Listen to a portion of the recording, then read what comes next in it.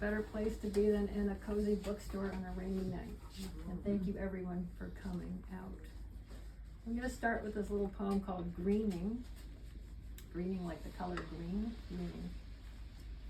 So much begins inside a clamped shell, a hard seed, the cold black earth, a dark room waiting for the image to unfurl, the back of a jazz club, space between notes, silent pauses, the unknown, unspoken, island erupting into existence from the bottom of an ink black sea.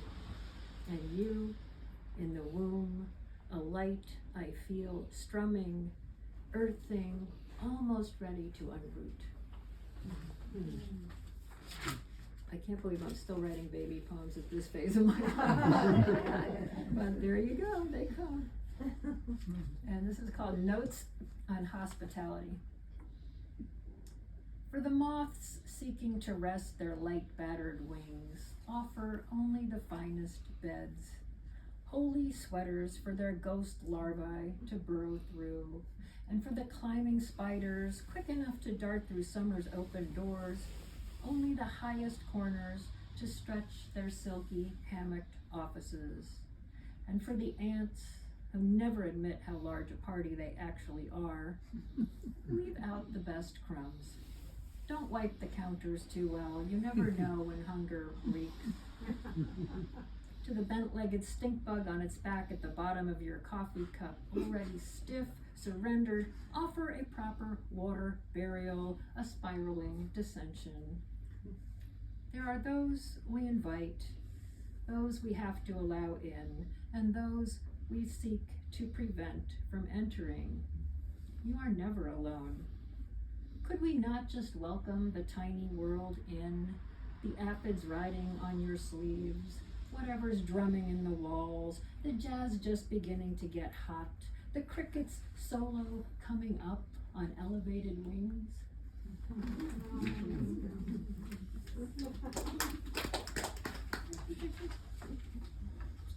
And this is, well, it's an elegy for my father, but it's also kind of a note to self on the process of grieving.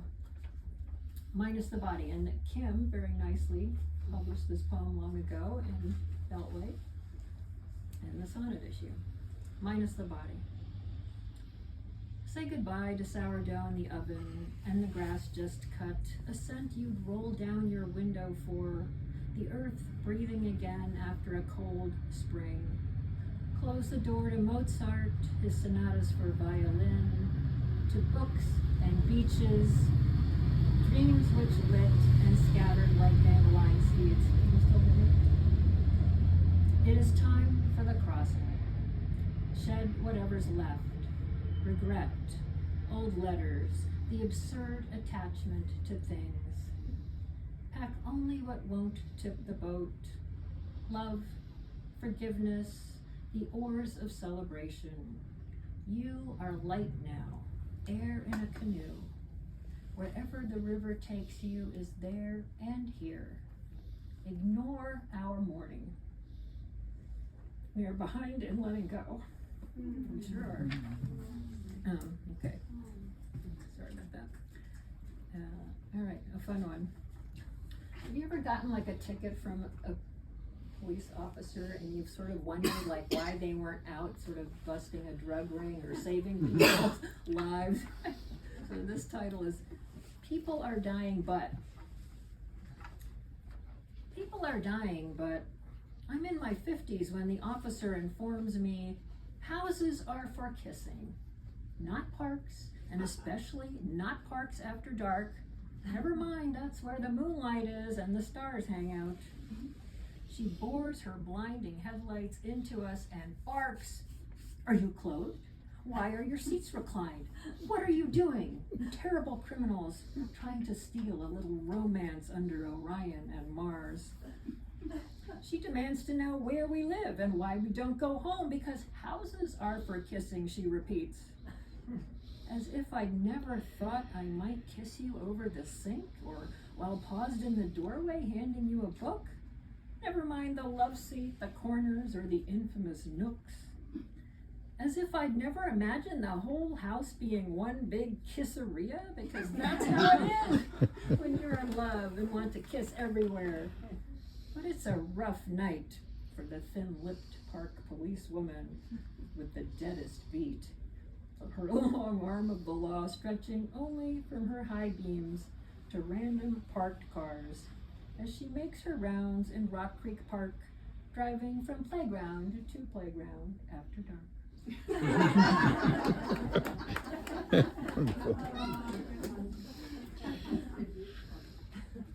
Okay, so we all used to be letter writers, I think all of us of a certain age, right? And then we had to get used to email, and now it's text, and now the kids have their own little shorthand in text, so that even the 2-letter word okay is now K. So that's what this poem's about. I say the word okay, by which I mean to say, sounds good, or in fact, reasonable, but could also mean an exclamation dogging it, I agree, let's go. Of nothing near the wagging tail of sure, the absolute lick of yes, but rather somewhere hovering between a shrug and pleasant enough, okay, a wrapped present without a bow, no curlicues of ribbon, blade teased into frolicsome submission, rather just a few pieces of tape holding it together. Acceptable, really, not objectionable in any way, and still, after all, a present, a gift, a bone, not something you'd say in church when the priest asks if you do. Yet just a little shy of fine, and definitely not as nice as nice, even in its flattened state from all the nodding and approving and forced utterance. But yeah, north of meh, reduced in half again by text to just the letter K, because perhaps after all it's just one letter's worth of weight on the seesaw, shining its unique form like a fulcrum, tipping a bit south of you bet, before it springs upward with its O to lift the whole board, the chin, the tiny smile. Okay.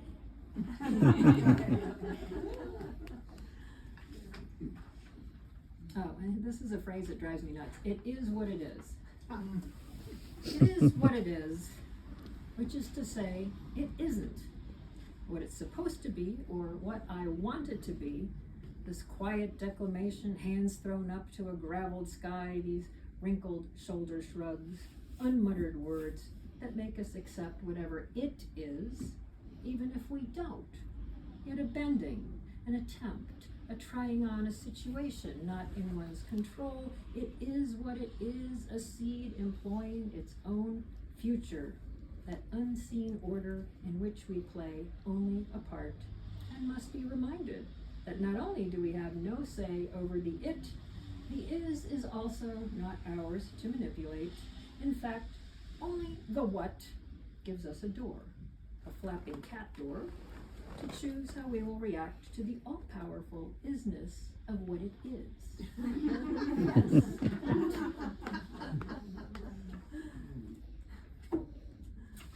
Okay, a few more. Okay, this is, can I read a trigger warning poem, Women's Abuse? Is that all right with everybody? Okay. So this is a new anthology that came out of this little press in Berlin, Germany, called To Light the Trails. Copies over there. And it's a collection of women writing about different kinds of abuse and violence in their lives. And the proceeds from this book go to charities to help women. All right, so this is a poem in the voice of my mother. My mother teaches me the uselessness of no. Don't make eye contact. Always look like you know where you're going, even if you don't. Walk fast. Rotate that eye in the back of your head to stay vigilant at all times. Never acknowledge catcalls, strangers, random comments. Vary your route and make sure no one is following you. If you think someone is following you, go into a public place and call a friend to pick you up and escort you home. You can't trust security guards.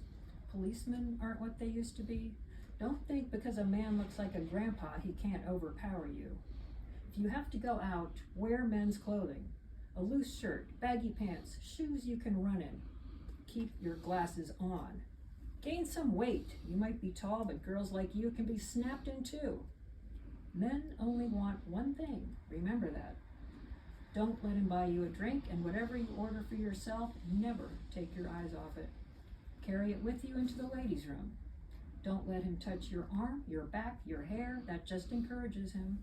Whatever you do, don't let him kiss you. It's all over then. Do you mean to tell you, after everything I've taught you, a man, you, what did you do? Smile? Didn't I tell you to never ever smile?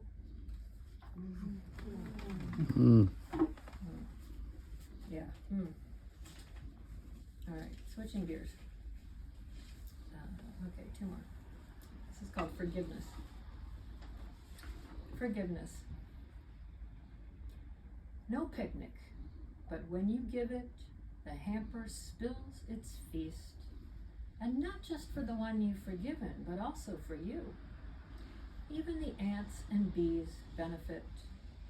Their release of crumb into sugar or honey, 10 times greater than you imagined.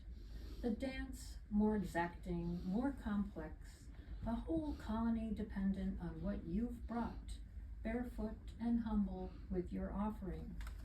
For forgiveness can only work if you've released your need